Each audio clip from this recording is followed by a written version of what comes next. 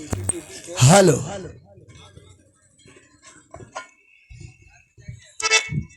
Hello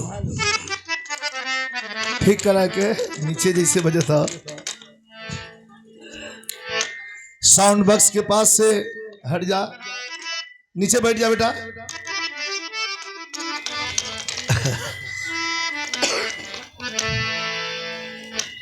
hello, बहुत सुंदर, ठीक कर ला, सेट कर ला। हेलो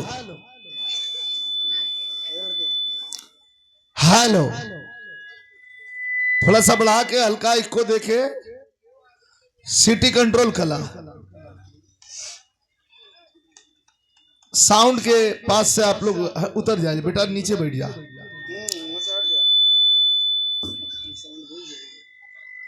हेलो,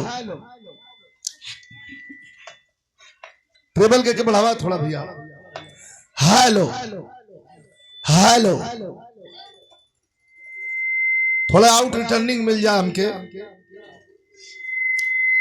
अरे बाप,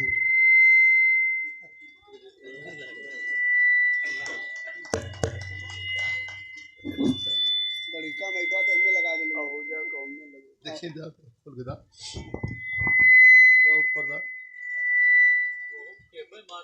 ओके नर्स दे ले हूँ। हेलो हेलो, हारमोनियम पर जो माइक है ऐसे महंगा का, सबसे महंगा तो के ऊपर लगाओगी चाहिए।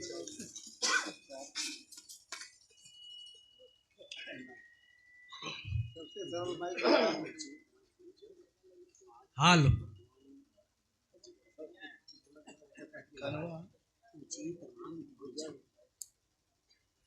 ऐतिहासिक धरती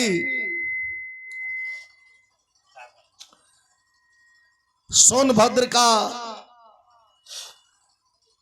यह खूबसूरत पहाड़ी इलाका सागर दह,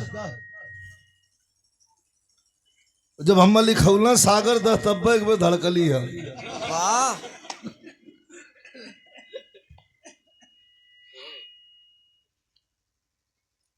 लेकिन सच्चाई है कि जितना आवे जाए में रास्ता में थोड़ा दिक्कत तो जरूर भइल, लेकिन आप लोगों के दर्शन के बाद जितनी दिक्कत है कुल खत्म हो गई।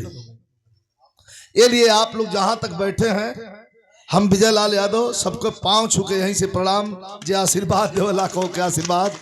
और हमारे सांसद महोदय बैठे हैं,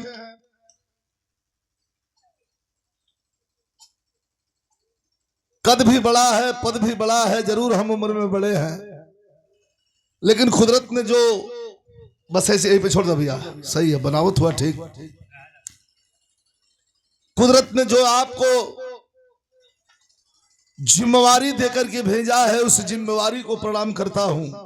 आपको भी प्रणाम करता हूं, आपके साथ में आए हुए साथियों को प्रणाम करता हूं, बैठी हुई हमारी याद शक्ति, मातृ शक्ति माताएं बहनें। ये कौन है? यही है तो हमारा आपका वजूद है, ये नहीं है तो सब शून्य के बराबर है।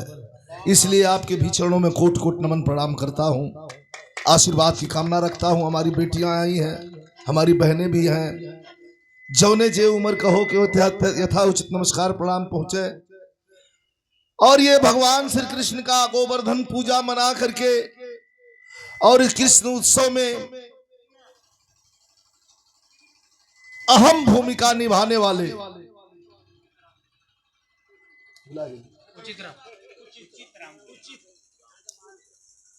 परम सम्माननीय आप हमारे अभिभावक के तौर पर हैं, उचित राम गुर्जर जी, आपके द्वारा ये सम्मान किया गया है, मैं प्रणाम करता हूं। युवा साथी हैं, आपको भी बहुत बहुत धन्यवाद, नमस्कार प्रणाम करता हूं। बहुत देर तक आपको कष्ट नहीं देने वाला हूं मैं। जाड़े की रात है, 3 कलाकार हैं, और ये अभी गा रहे थे हमारे शिष्य हैं संतोष गुज्जर, बहुत अच्छा लगा मुझे। आपको बहुत बहुत धन्यवाद, परमहंस स्वामी जी का आशीर्वाद लगे, बहुत अच्छा गा रहे हैं आप। सोचिएगा मत कभी कि हम किसी से कम गा रहे हैं। एक बार इनके नाम पर भी जोरदार ताली बजा के आप लोग सम्मान करिए। बहुत बहुत धन्यवाद। अरे भाई, हौसला हम नहीं बढ़ाएंगे तो कौन बढ़ाएगा। और अच्छा लगा, बरियाई से हौसला ना बढ़ाओ थे, जे बढ़िया रहला वही के हम बढ़िया कहिला, और जे बढ़िया ना रहत तो के मुंह पर देखत देखा बढ़िया ना कही। और बीच में बैठी हुई है बिरहा की गायिका, सारा परिचय हमारे सांसद जी दे ही दिए हैं, अब कुछ बचा नहीं। वाह पहले से अब की तुलना भी आप सब बता चुके हैं। बिंदु बिंदु बावरी जी, आपका भी बहुत बहुत स्वागत, अभिनंदन। इस लिस्ट में कुछ नाम है हमारे कुंवर छोटेलाल खरवार सांसद महोदय, जो हिंदुस्तान के सबसे बड़ी पंचायत के मेंबर हैं, और सुनील सिंह गोंड पूर्व प्रत्याशी विधानसभा ओबरा, और माननीय अमर खरवार जी, भाई सुनील भारती जी प्रधान, पप्पू गुर्जर जी सचिव विधानसभा, और ये राम जतन प्रजापति जी, प्रशांत सिंह जी, राम लखन यादव भैया, सूर श्याम गुज्जर, और ये छात्र सभा ब्लॉक अध्यक्ष हैं अनिल सिंह गुज्जर जी, आयोजक हैं संतोष गुज्जर जी, जो गायक हैं अभी अभी अपनी कला का प्रस्तुति किए हैं राम नरेश प्रजापति जी, और सम्माननीय ये पूर्व सदस्य ये देवी दिन गुज्जर जी, राम रक्षा गुज्जर जी, तमाम नाम है। आप सभी साथियों का हमारे बीच में रामोद गुज्जर जी पूर्व बीडीसी, और नागेश भैया नागेश गुज्जर जी, आप सभी साथियों का नाम लेना जरूरी नहीं है, नाम लूंगा तो सबका नाम लेना पड़ेगा। जिनका नाम छूट गया है मैं उनसे क्षमा प्रार्थी हूं, और नमस्कार प्रणाम आपको करते हुए इजाजत मांगूंगा। अगर इशारा हो तो शुरू करूं, शुरू करें ना। धन्यवाद। आइए।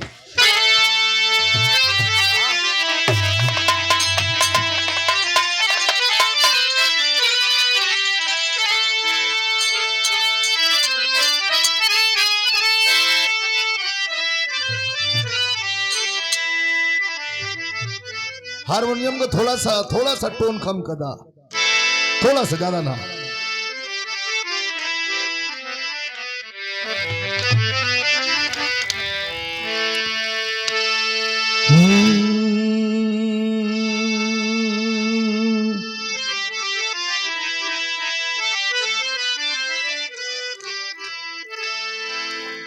हो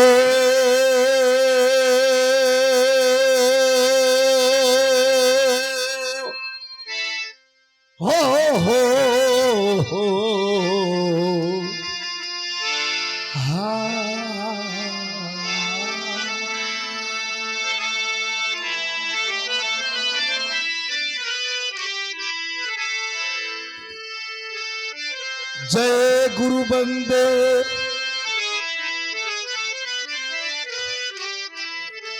जय गुरु बंदे सदगुरु स्वामी,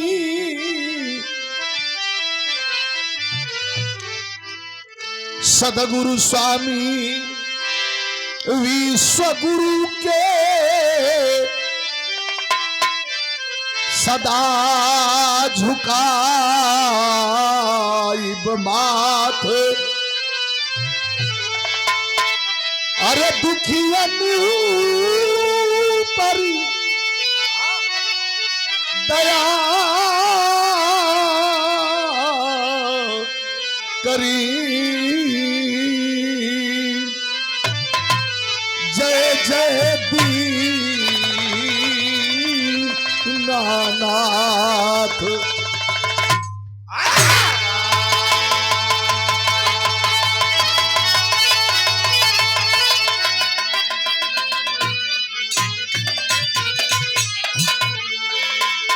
दो लाइन में माई भगवती के 4 लाइन आवाहन हो जाए।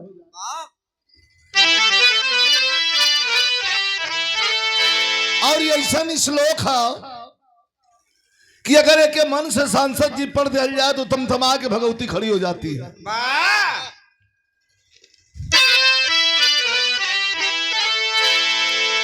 दैत्य संहारन वेद विचारन,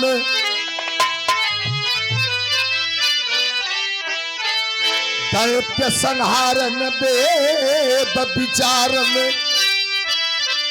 और दुष्टन को तुम ही दलती हो। अरे कर त्रिशूल लिए धनु बाण और सिंह चढ़े रण में लड़ती हो। तो बाघ बुढ़ान की सिंह हेरान कि ध्यान धरे सुको जपती हो।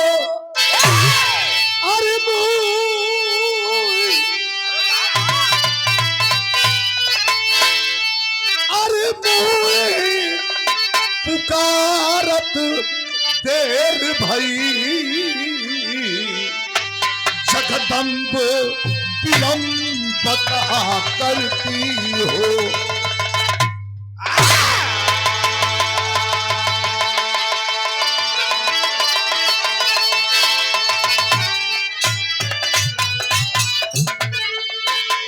मोह पुकारत देर भई जगदम्ब विलंब कहा करती हो।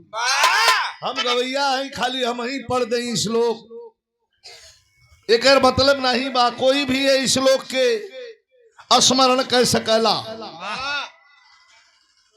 अब माई कभी आराधना हो गई 4 लाइन से। अब आप लोगों के बीच में एक ठे भजन, बस 3-4 लाइन का भजन, ज्यादा नहीं। सांसद जी 15 मिनट की एक बिरहा सुनाऊंगा। बात बतियाओ में 20 मिनट हो सकेला।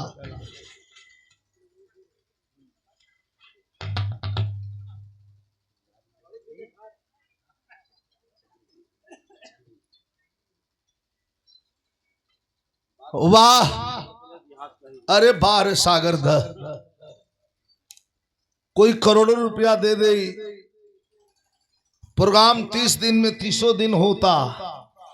लोग रोजे रुपया थमावता, कहीं 25, कहीं 50, कहीं लाख, कहीं 2 लाख 2.5 लाख हो जाला। लेकिन आप लोगों का यही 1-1 रुपया 500 से लेके और 100 तक का ये जो इनाम है, ये 1 करोड़ के बराबर है विजयलाल यादव के लिए, इसमें कोई शक नहीं है। क्योंकि इतना इंटीरियर इलाका में यहाँ आने के बाद हमको पता चला है कि सांसद जी आपका ये लोकसभा क्षेत्र भी है। अब अगली बार तो हम आपका पीछा छोड़ेंगे नहीं, क्योंकि हम भी आएंगे। क्या यहाँ की हवा है, क्या यहाँ का पानी है, और कैसी यहाँ की जवानी है। क्योंकि यहाँ ज्यादा प्रदूषण ना हो। ना शहर में बिना दवाई खैले आदमी सुतत ना हो। रुपया रखले हुए इतना वही तकिया में भर भर के मुड़ी तर लगा के सुतत हुए। लेकिन रात के जब सुतते लगे हन तो बिना नींद का गोली खैले उन्हें नींद ना लगी। एक सांस में गिना दी है 15 बीमारी तुरंत। शुगर से स्टार्ट करी हो, कहाँ तक पहुंचिया? देहात में हो, अरे शहर में, अब देहात में इधर कितना बढ़िया जड़ी बूटी वाला पानी हो। लाल बरत कहला हमसे कि जड़ी बूटी वाला क्षेत्र में जात हुआ। और ये 551 रुपए का पुरस्कार नागेश सिंह गुर्जर, ये सागर दह कमेटी के अध्यक्ष हैं, भैया के द्वारा। कोई बात नहीं, कोई बात नहीं भैया, थोड़ा सामने से हट जाइए। कोई बात नहीं, आपके लिए सब क्षमा है आपके लिए। काहे कि इतना इंटीरियर इलाका में ऐसा बजत है, अब कैसन बजी। कहीं कहीं शहरिया में लिया के ऐसा बजावल न सो कि जन मन करला कि हमें माता माई के गीत गा के खत्म कर दे। तनी भजन हो जाए।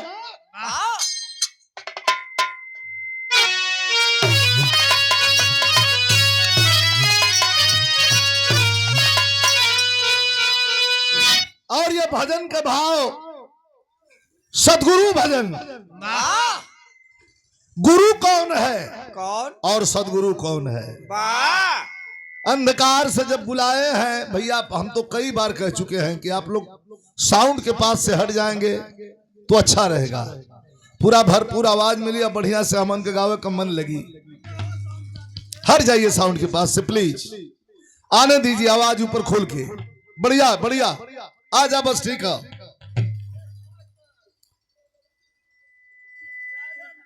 तो माननीय सांसद जी, ये जो गीत जो भजन लिखल गई बा, बड़ा विस्मय के स्थिति में लिखल गई रहल, बड़ी विषम परिस्थिति में लिखल गया। आप लोगों के सुने के मिलल हुई 3-4 साल पहले एक बहुत तगड़ा एक्सीडेंट हमार भयल, 160 के स्पीड में टकरा गई रहल गाड़ी। डिवाइडर से लखनऊ जा रहा था राष्ट्रीय अध्यक्ष जी से मिलने के लिए, और गाड़ी टकरा गई जाकर के चूर चूर। क्या यार, कम कर दो। गाड़ी टकरा गई, गाड़ी चूर चूर हो गई। कंपनी वाला मना कर दिया कि ये गाड़ी नहीं बन सकती, लेकिन कितनी बड़ी कृपा है आप लोगों की और सदगुरु भगवान का, माई विंध्यवासिनी का। जिस गाड़ी में मैं बैठा था एक हड्डी भी क्रैक नहीं हुई, थोड़ा बहुत चोट आई थी। वेदांता में मैं भर्ती था, उत्तर प्रदेश के सबसे बड़े हॉस्पिटल में इलाज चल रहा था, सर्जरी हो रही थी, हाईकुल फट गल। तो वही कवि जी इस वंदना के भजन के लिखलन आ गुनगुनात रहलन। मैं जब होश में अली जब हम, तो ये हमारे प्यारेलाल कवि जी हमारे बगल में बैठे हैं, बड़े भाई हमारे हैं। कौन नहीं जानता, जो दुनिया में विजय लाल को जानता है वो प्यारेलाल को जरूर जानता है। इनकी रचना मात्र बिरहा तक सीमित नहीं है, अब तक तो भोजपुरी सिनेमा में लिखते ही थे। अभी बॉलीवुड में अनुराग कश्यप की एक फिल्म आई है निशांची, जिसमें इंग्लिश सॉन्ग, इंग्लिश गाना इन्होंने मुझसे गवाया है और पर्दे पर फिल्माया भी गया है। तो नुसरत साहब के गजल से भाव बा, और उस हॉस्पिटल के बेड पर एक भाई पड़ा है, दूसरा भाई गुनगुना रहा है। कौन गीत का भाव बा? स्वामी जी विश्वगुरु भगवान परमहंस अड़गड़ानंद महाराज के चरण में। आइए।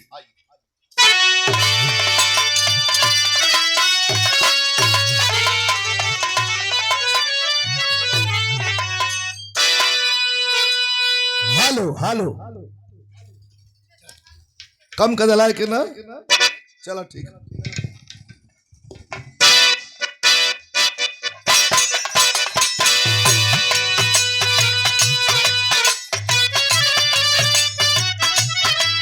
बहुत सुंदर,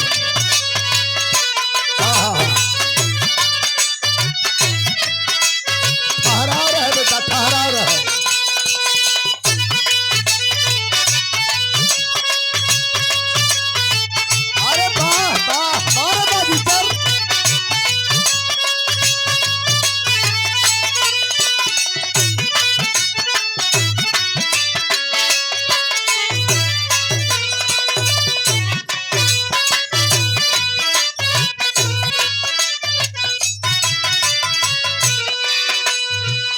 यह हॉस्पिटल के बेड में कभी हम लेटल रहली, कभी जी गावत रहलन, हम मैं सुनावत रहलन कि यही गाना है। हम तो उम्मीद छोड़ दे रही कि क्या फिर गा पाऊंगा, लेकिन यही भजन चल रही थी। हमें सदगुरु का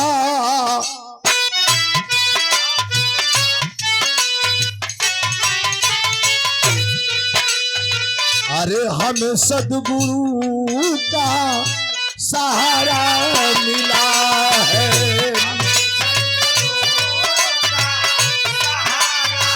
सहारा मिला है।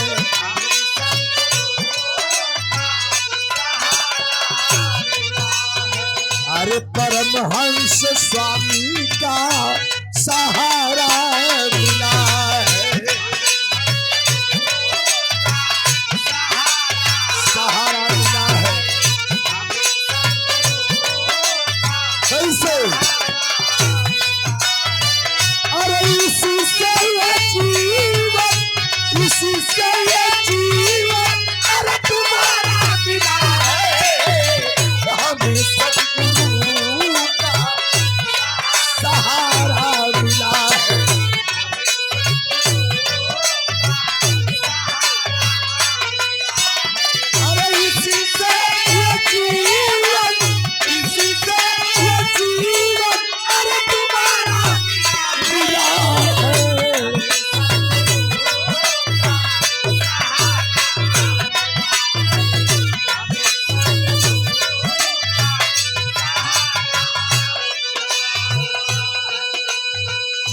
ये गजल के भाव बड़ा बढ़िया हो। नुसरत फतेह अली खान ने गाया है, मैं कदा, भैया बोलिए मत, मैं कदा का मतलब होला शराब, अब मैं कसी का मतलब होला शराब का प्याला और उसकी घूंट। नुसरत फतेह अली खान ने गाया है, ये दिल मांगता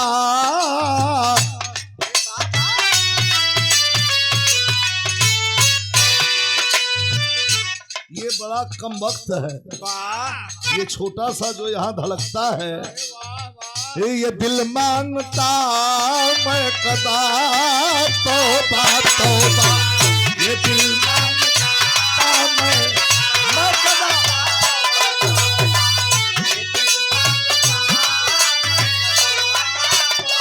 कैसे मुझे याद कली तभी, मुझे याद कली तभी, अरे फुलकन नहीं है, ये दिल मांगता मैं कदा तौबा तौबा।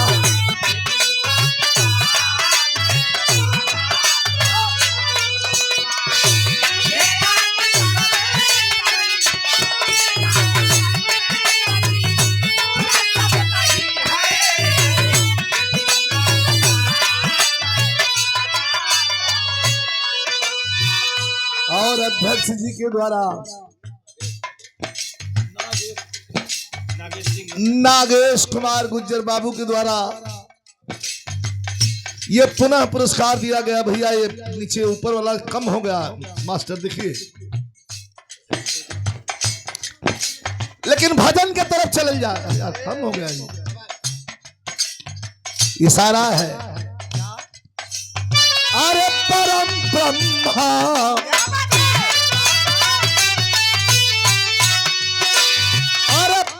ब्रह्म तू खेया,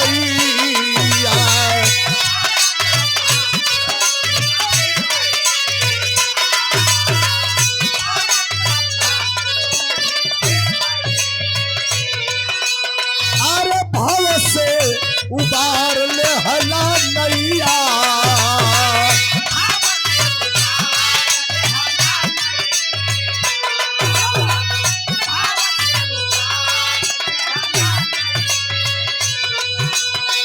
कृपा जब हुई तो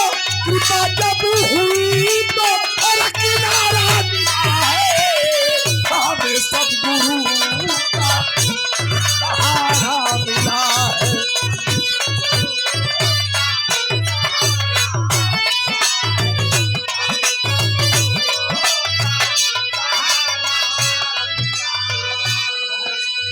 और बिरहा कलाकार हमारे अखाड़े से ये हृदय लाल गुज्जर, हमारे कवि जी आदरणीय श्री प्यारे लाल कवि जी का भी सम्मान करना चाहते हैं, और ये 100 रुपए का पुरस्कार प्रदान किया गया है।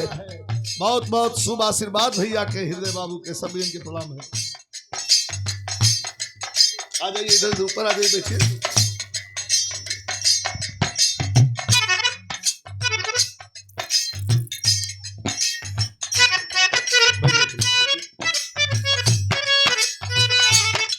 और ये हमारे लोकप्रिय सांसद और कलाकार भी, हर फन मौला, फिल्म के कलाकार भी, लोकगीत के कलाकार भी, बिरहा के कलाकार भी, नमस्ते नेताजी के कलाकार भी, और हिंदुस्तान के सबसे बड़े पंचायत के मेंबर भी।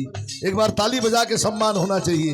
ये 2000 रुपए का पुरस्कार देकर के इस लाइन पर आपने प्रदान किया है कि कृपा जब हुई तो किनारा मिला है।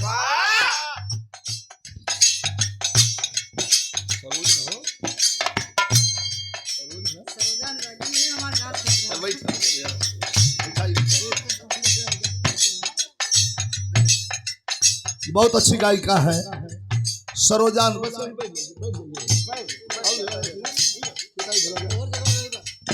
अच्छा, जहाँ तो के सुविधा हो सरोजा अनुरागी बहुत अच्छी गायिका है, हमारे अखाड़े की गायिका है।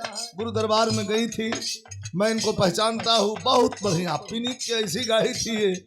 और उस दिन तो सांसद जी आप आ ही नहीं पाते हैं, तो अरे संती और अपने परिवार के संति सबके संति कुल बैलेंस बना के 50,000 लेके हमके बैठे के पड़ला।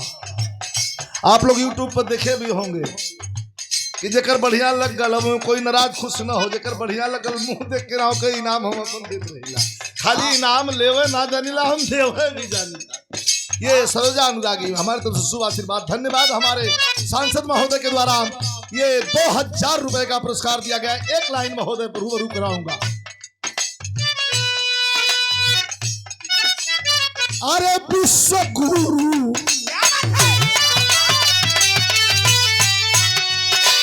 अरे विश्व गुरु विश्व के सजा के,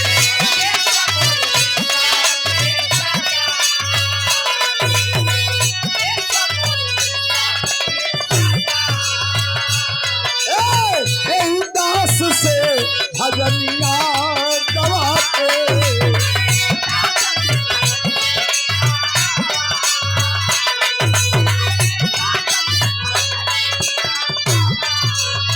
आज सतगुरु कृपा भइल तो शारद का स्वरूप है, शारद का स्वरूप है, सहारा मिला है हमें सतगुरु का।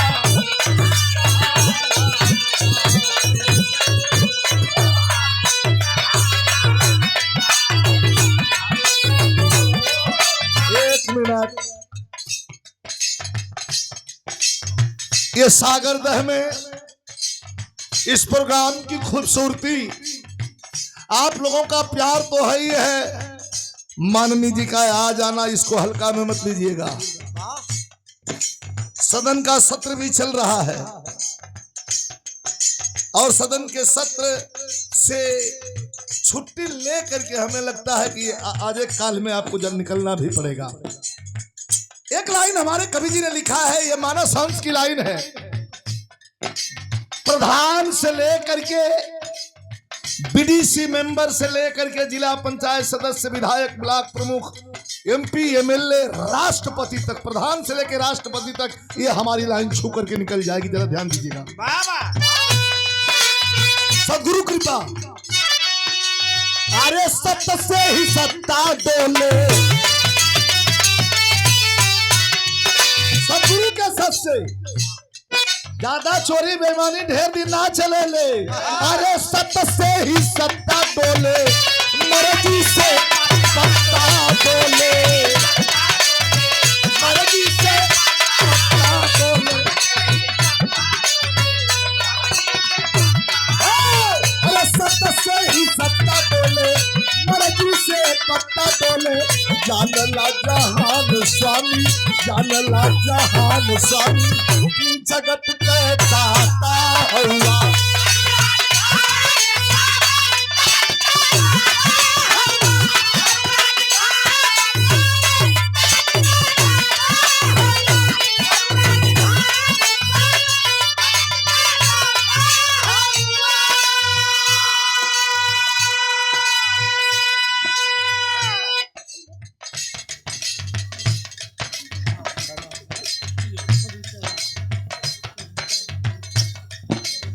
ये भी बच्ची कविता बागी,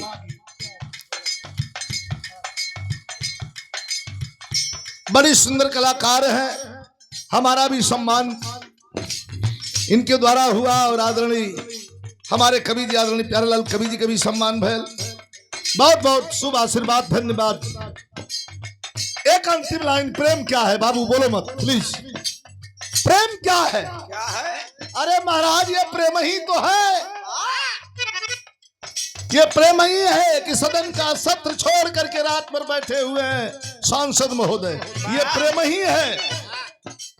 और सुनिए, विजयलाल भी यहाँ आया है तो ये प्रेम ही है।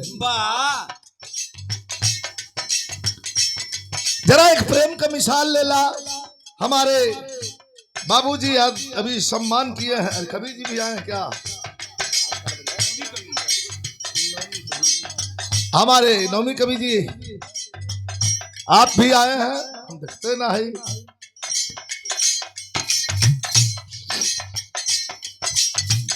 पहले भेंट उठ भइलो तो संबोधन कैले हुई। का कथवा कवियों लोग न अस्किता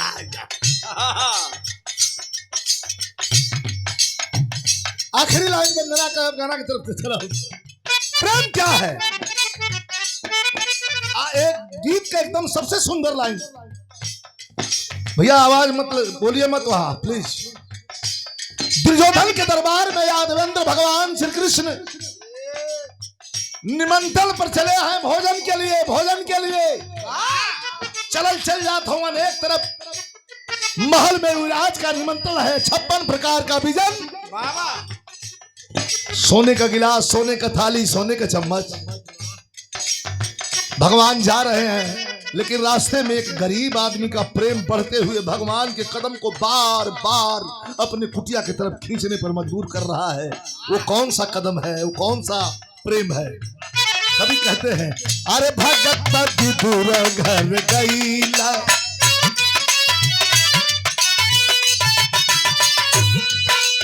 अरे भगत दूर घर गईला, प्रेम से सकल खैला।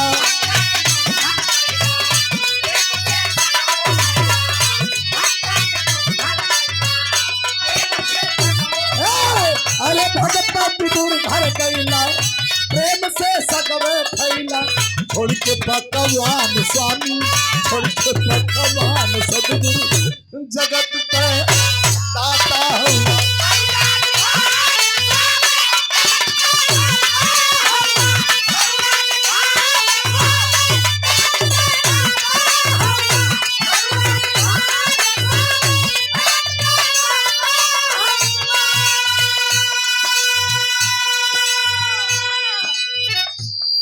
लेकिन बिहारी गणेश राम लाल के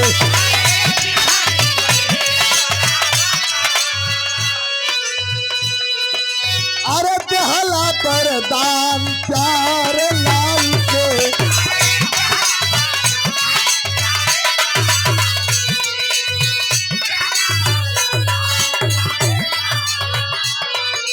अरे विजय को विजय बड़ी,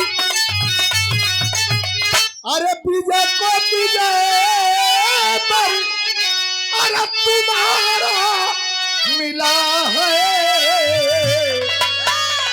हमें सद्गुरु का सहारा मिला है।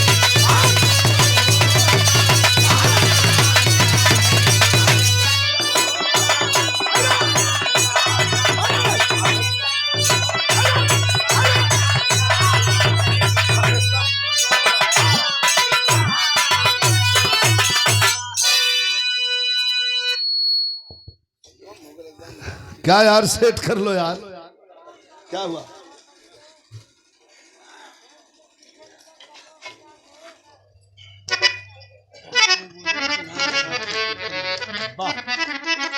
और ये देखें अंग वस्त्र भी दिए हैं। हाँ, पप्पू गुजर विधानसभा अध्यक्ष समाजवादी पार्टी, एक बार ताली बजा के सम्मान करिए। और ये अंग वस्त्र के रूप में इजाड़ा में बड़ा जरूरी भी हो। हल्ला कहता बोल रहा मैं को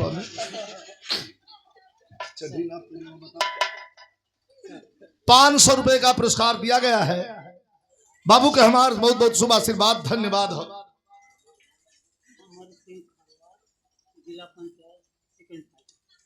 एक मिनट, बाबू अमर सिंह खरवार, अच्छा जिला पंचायत सदस्य के सेकंड फाइटर, ये सागरदह से ये पुरस्कार बाबू अमर सिंह खरवार के द्वारा ये 500 रुपए का पुरस्कार प्रदान किया गया है। मैं स्वामी जी से यही विनती करूंगा कि मनोकामना पूर्ण हो, सेकंड वाला नाम हट के फर्स्ट वाला हो जाए। थोड़ा सा कुछ बजादा तनी आनंद आ जाए, और हम लोग के जनता हुआ थोड़ा पर्सनालिटी के हिसाब से गावे के होला। सांसद जी के दूध है धुन सुनादा। एक बाद हमके गीत 15 मिनट का जब रास्ता में चले लगली है तो राम गुरु का एक गाना सुनत रही है। और के सुनता सुनत हमरे मन में आ गल हो कि आज सांसद महोदय भी चलत होवन ते राम गुरु वाली बिरहा गा दी वाह तैसे कुछ बजाना मास्टर बा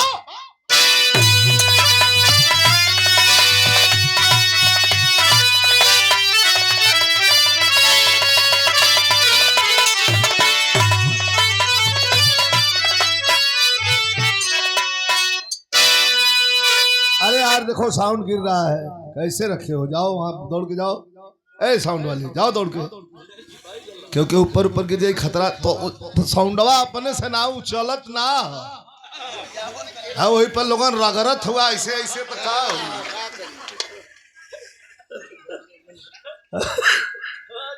तरी आ जाए यार तरी साइड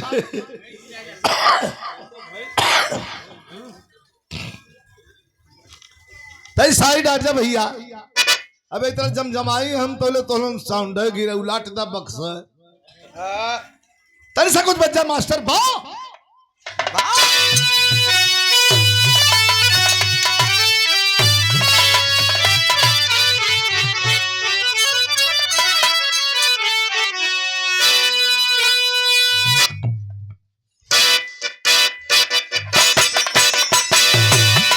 लड़का जाके निकाल जाला सर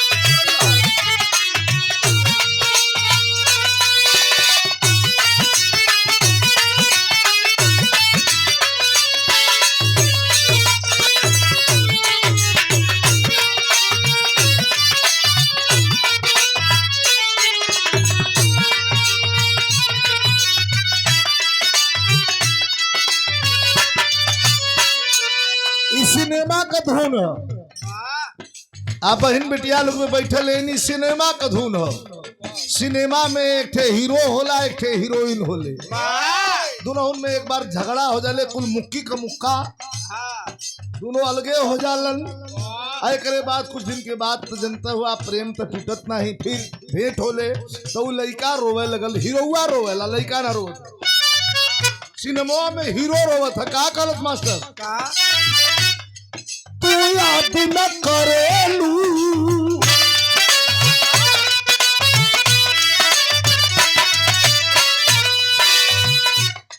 तू याद न करेलू अंधुलात नहीं थी अंधुलात नहीं थी माहुर लागेला खाना माहुर लागेला खाना कहियो खात नहीं थी खात नहीं थी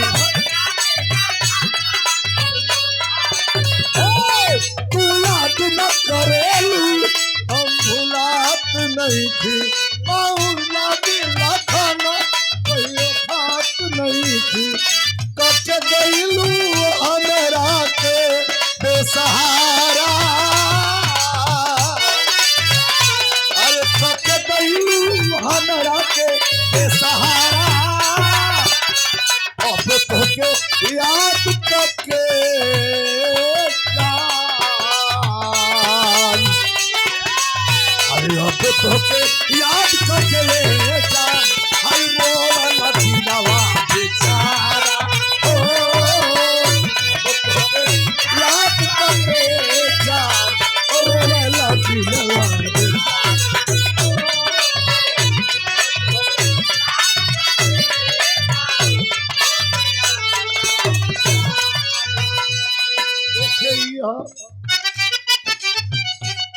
ये वो रहा ना ए भैया ए बोलाल मत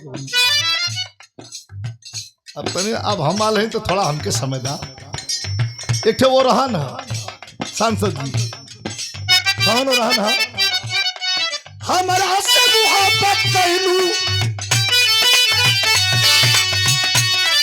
ये वो रहा ना हमारा से मोहब्बत कैलू दुल्ही को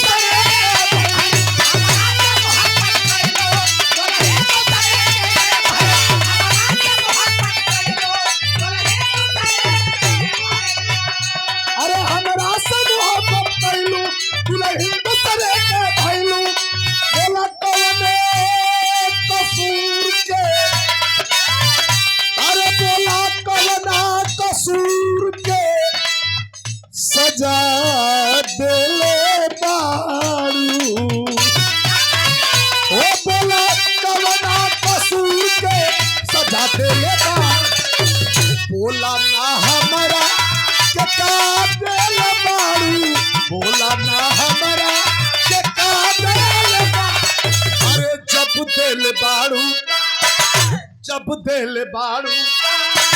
जब दिल बाड़ू ता दगा दिल बाड़ू।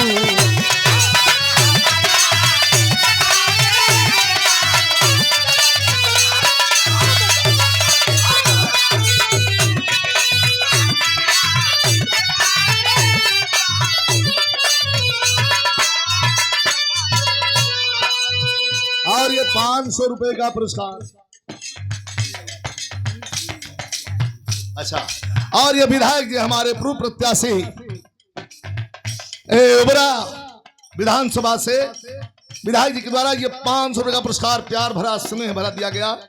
आपके बहुत बहुत प्रणाम, आपके मंगल और उज्जवल भविष्य की कामना करते हैं।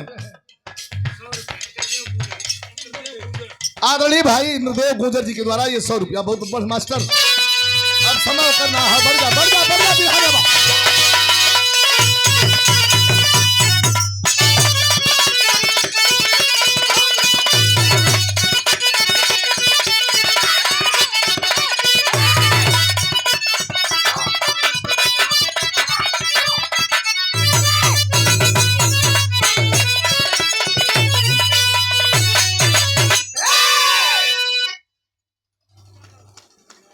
एक गीत हो, हाँ कोनो दिक्कत ना हो, उठ बैठ अपन करके आप प्रेम से आप लोग बैठ ले जा। बहुत देरी से लोग बैठल भी हैं, तो उठ बैठ करके आप प्रेम से आके बैठ जाए जाए। बहुत ठंडा भी हो, और 15-20 मिनट 25 मिनट ये गीत के सुनल जा। इस सबके लायक गीत बा। आजकल समाज में जाता लोग कहे लगा था, सांसद जी लोग कहे लगा था कांड जल्दी गावा। जन रतिया बिरहा रहल कहलन एकदम नया कांड कोनो गावा। हमका नया कांड अब करे के पड़ी। वाह, कहलन कि एकदम नया कांड गावा। हमका तब तो तुरंत नया कांड कह के तब गाई तो ना नया हुई। कांड के बाद 20 रस कहलन। कांड के बाद कहलन कि 20 रस गादा। 20 रस नहीं, जेके कौनो संगीत में कोई जानकारी ना हो। बनारस में तो कुछ ऐसे नहीं दुकड़हा हुआ कि उनके कौनो पता ना हो, उनके मंत्रा का भी पता ना है, लेकिन घूम घूम माला पहिरत हुआ। वाह, आइयो बीमारी धरावल हमारी है। हम ही पहिरा दिली 2-4 प्रोग्राम में, तो जवन बीमारिया हम धरा देला वही के गवैया फॉलो करो। गवैयन के गलती न दे, लेकिन वो उनका लहान बैठ गया माला पहिरे वालन का। जा अगर ना पहिरवा तो बड़ा कुल नाराज हो हमारे पजरे ना आऊ। तो हमके जनता हूँ कि साला मरहू लगी मंचवा पर से कूद के वो हमारे निचल के जानत हूँ। माला पहिरे खातिर मार करत हूँ 2-4 ठे हूँ। तो आवल जा चलत है जंगे आजादी के बाद। जंगे आजादी के बाद बैठ जा बहनी, ए बिटिया लोग बोला मत, सुना ध्यान से।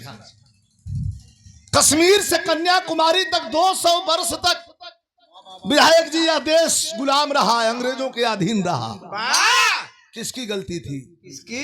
यहाँ के राजा महाराजा अपनी अपनी सल्तनत बचाने में सब कुछ गिरवी रखते गए, अंग्रेजों को सौंपते गए, दलाली करते गए, गरीब पीछा गया। 200 साल के बाद जब खून में उबाल आया तो लोग कहला कि जिस तरफ जवानी चलती है उस तरफ जमाना चलता है। 18 साल, खूब ध्यान से सुनिए लोग, 18 साल 20 साल 22 साल का लड़का हाथ में तिरंगा झंडा लेके दौड़ पड़े थे कि सालों तुम्हारी गोली कम पड़ जाएगी लेकिन हमारी छाती कम नहीं होगी, चलाओ गोली। अब तो अंग्रेजों की नींव रखने लगी थी। अंग्रेजों में भय व्याप्त हो गया कि अरे बाप रे बाप, जहां बूढ़े बच्चे नौजवान नारा लगा रहे हैं हमको इंडिया अर्थात भारत छोड़ना पड़ेगा।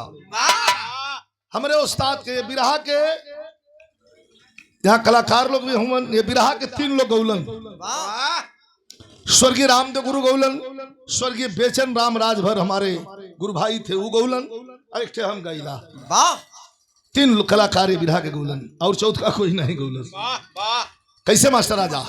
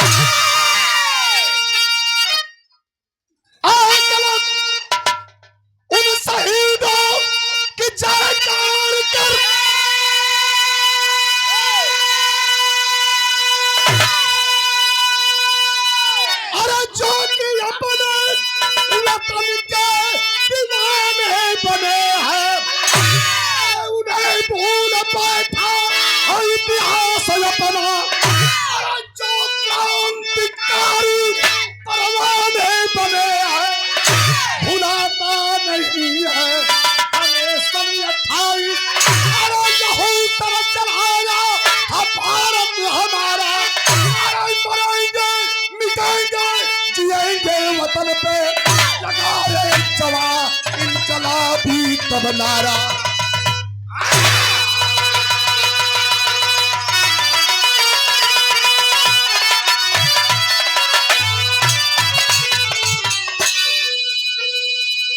मरेंगे मिटेंगे जिएंगे वतन पर। जिस देश में अगर जवान नौजवान अगर रोड पर उतर जाए तो समझ लीजिए कि वह क्रांति बड़ी तीव्र हो जाती है। मरेंगे मिटेंगे जिएंगे वतन पर, लगाए जवान इनकलाबी तब नारा। सांसद जी आप प्योर वीर रस का लाइन हो, कैसे प्रेम प्योर वीर रस हो, तो जल्दी करा भैया।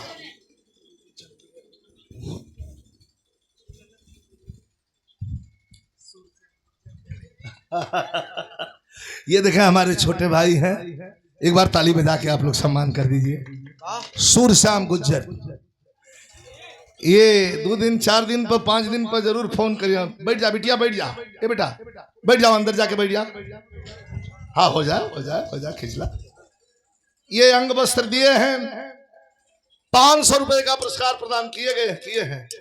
सूरश्याम गुज्जर बाबू के बहुत बहुत शुभ आशीर्वाद, धन्यवाद। कृपा जनता जनार्दन के बनल रहे, स्वामी जी का बनल रहे, लेकिन वीर रस का भाव हो। जवान यही कहकर के अंग्रेजों से चले कि तुम्हारे पास जितनी गोली है तुम चलाओ, हम अब पीछे नहीं हटेंगे। क्यों? काहे कि ठेठ भोजपुरी में कहल गल हो कि घर हमारा मलकाना तोहार, ई ना चली। कैसे मास्टर, कैसे?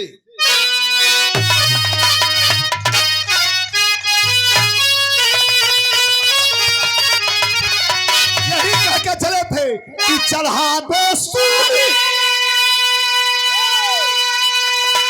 अरे चढ़ा दो सूली, अरे गले डाल दे जंजीर भले, अरे चढ़ा दो सूली, अरे गले डाल दे जंजीर भले, अरे वतन की लाज बचाने वतन के बीच चले।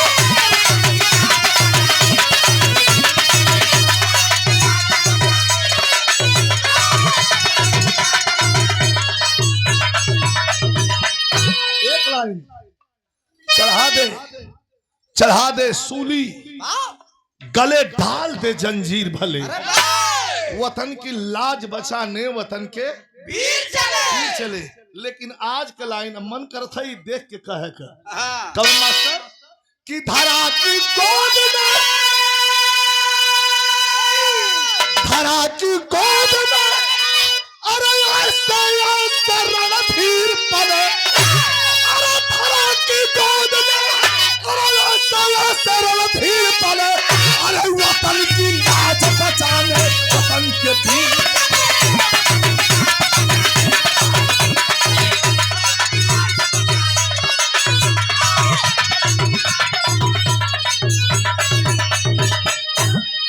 कहानी का शुरुआत हो गई। अरे आजादी जन्म सिद्ध है अधिकार,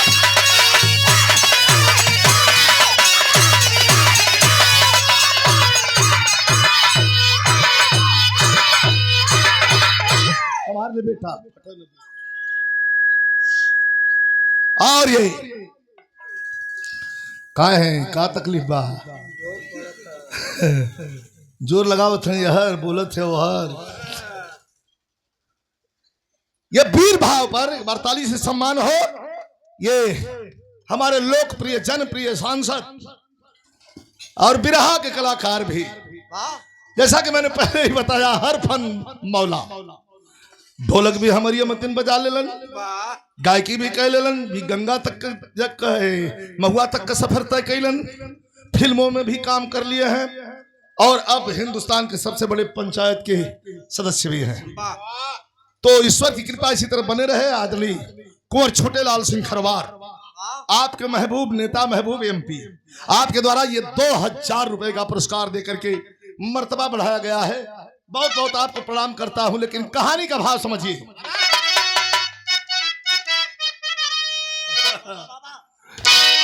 अरे आजादी जन्म सिद्ध है अधिकार हमारा,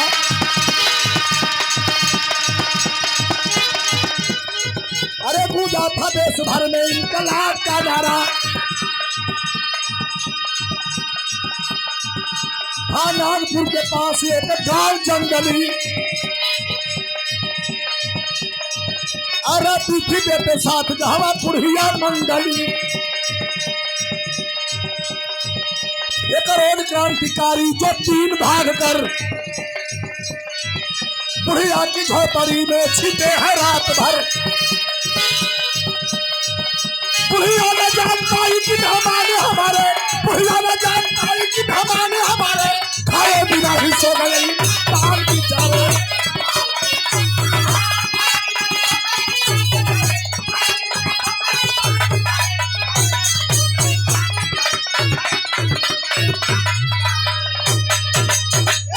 थोड़ा सा बात समझ ले, अंग्रेजों का जुर्म चरम सीमा पर था। उसी समय नागपुर के नदी के निकटवर्ती इलाका में, पहाड़ी इलाका जैसे ही इलाका हो सागर दह, एक छोटा सा गांव, और गांव में रहने वाले बहुत लोग हैं, लेकिन कहानी ली गई है एक बुढ़िया माता जिसका नाम था मंगली। उसके पति को अंग्रेजों ने गोलियों से उड़ा दिया था। मारे डर के मारे बुढ़िया माई मंगली माई अपन गौवा छोड़ दहलस, खेते में घर बना के रह लगल। एक ठोकर लड़का रहल 22 साल का जवान बेटा सूरज। कहे गांव में रह तो कुल जवन बात तो खुचरा खुचरी मिल के फिर हमारे लड़कवा के पकड़वा दीहन। तो मंगिया तो धोवाई गई, देखा थे तो अच्छा रहो हमार सुन हो जाला। लेकर के खेत में घर बना के, और घर के ऊपर ठे सारी बुढ़िया अपन रहत रहल। कुछ दूरी पर खेत रहल, बादाम मूंगफली के खेत, जहां लड़का या गोरत रहल। एक रोज क्रांतिकारी जो 3 भाग कर संजोग, बुढ़िया बेचारी 11:30 बजे रात के मंगली माई सुतल हो, और करे घर में 3 लोग पारी पारा हलत हो, बुखार में हो, बोलतो ना बाय। मनवे में सोचत है कि चोर हुआ, आखिर लुटेरा हुआ। तो फिर हंसा लगल, कलच कि हमारे घर में हाई है, कहा कि चोरई है। अब वो तीनों अलन, तो तीनों कौन हुआ तने आप लोग से नाम बता दें। चंद्रशेखर आजाद, राजगुरु सुखदेव, ये तीनों को अंग्रेजों ने उधर से, अंग्रेज पीछा किए थे। नदी तैर के भाग के बुढ़िया के घर में सोचलन कि 11:30 बजे था, 2-3 4 घंटा का शरण ले जा, फिर भोरे में निकल जाल जाई। लेकिन बुढ़िया न जान पाई कि मेहमान हमारे, खाए बिना ही सो गए इंसान बेचारे। माई तो माई होली, माई और मेहरारू में यह अंतर हो। कौन अंतर हो? माई जब निहारी बेटवा का पेट निहारी, हमार लाल खैलस की नहीं, कहो भैया खात पियत ना हुआ, खाली दौड़त हुआ। अब मेहरारू कुर्ता निकाल के दे बात, तनी हर टोई, तनी हर टोई, तनी हर टोई, आ जौन कुछ पाई बस अलमारी धरा दे। जा पर आराम से, ये विशेष अलमारी हो, और इतना सेफ्टी अलमारी घर में भी ना हो। यहाँ पाकिट मार सारन कभी बुद्धि खत्म है। अगर हाथ उनके हिम्मत ना को हाथ लगा दे, नहीं तो हनुमान बना दिए लोग। यह 500 रुपए का पुरस्कार भागवत प्रसाद गुज्जर, पूर्व क्षेत्र पंचायत सदस्य, समाजवादी पार्टी, समाज सेवी सोनभद्र, यह 500 रुपए का पुरस्कार देके मान बढ़ौलन है भैया।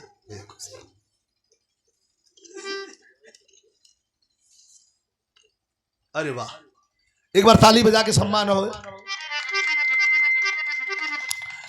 गरीबों की आन बान शान, और गरीबों को उनका हक दिलाने के लिए जिन्होंने अपनी जिंदगी दांव पर लगा दिया। बेटा मर रहा था, अपना बेटा छोड़ करके, यही बाबा साहब भीमराव अम्बेडकर हैं कि बेटे को छोड़ करके, बेटा हॉस्पिटल में था, पता मिला, फिर भी अपनी पढ़ाई पूरा करते रहे। और पूरा करने के बाद जो अधिकार आज मिला है हमें आपको, बस इन्हीं की बदौलत, जो आपकी दौलत है बाबा साहब की बदौलत है। आपके पॉकेट में जो पेन है बस बाबा साहब की देन है। और संविधान पर आज खतरा है, जैसा कि हमारे सांसद महोदय ने बताया कि SIR के जरिए ये आरक्षण खत्म करना चाहते हैं। सबका नाम काट करके जब आपको लिस्ट से बाहर कर देंगे। वो ने वोट किया था बिहार में, स्थिति देख लीजिए, लगा करके बुलडोजर एक तरह से गरीबों का घर तोड़ा जा रहा है। अब हाय हाय लोग करत है, चिल्लात, अरे बाप रे बाप कैसे वोट दे दली रे बाप, ऐसे लोग चिल्लात हुए। तो ये अंग्रेजों के दलाल रहे हैं, अंग्रेजों के पिट्ठू रहे हैं। ये सामंतवादी ताकत है, गरीबों के विषय में ये कभी सोच नहीं सकते। इसलिए बाबा साहब के बनाए हुए संविधान जो हमें हमारा हक दिलाने पर लोगों को मजबूर करता है, इनके संविधान के लिए अपना नाम जरूर वोटर लिस्ट में आप बढ़वाएं। बहुत बहुत धन्यवाद। और आगे खड़ा करा। ये 200 रुपए का पुरस्कार दिए हैं जितेंद्र भारती, ये बैरपुर से विधानसभा उपाध्यक्ष आजाद समाज पार्टी, कांसीराम जिंदाबाद, आजाद समाज पार्टी की ओर से ये पुरस्कार प्रदान। बहुत बहुत धन्यवाद, नमस्कार, प्रणाम। तो बुढ़िया सुतल बा, तीनों घर में हर गए बिरहा, आप लोग बड़ा सुन ले हो। कौन सा बात देखला, सुतल बा बुढ़िया, तमाशा देखत हो। कोनो बोरा बिछावत बा, कोनो दरी बिछावत बा, जो मिलत वाले बा कथरी बिछावत बा, ओई में हाली हाली कुल धीरे धीरे बतियावत हो, खुसुर फुसुर कि चुपचाप सुत्ता मतलब 2-3 घंटा का काम है, निकल जल जाई। लेकिन बुढ़िया माई का सोचत है, तर्ज कौन लगल मास्टर?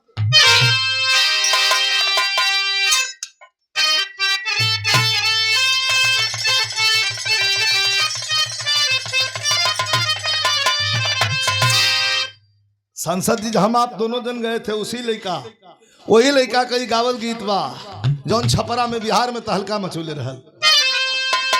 अरे सैया, अरे सैया, अरे लड़का नियन सूती जाल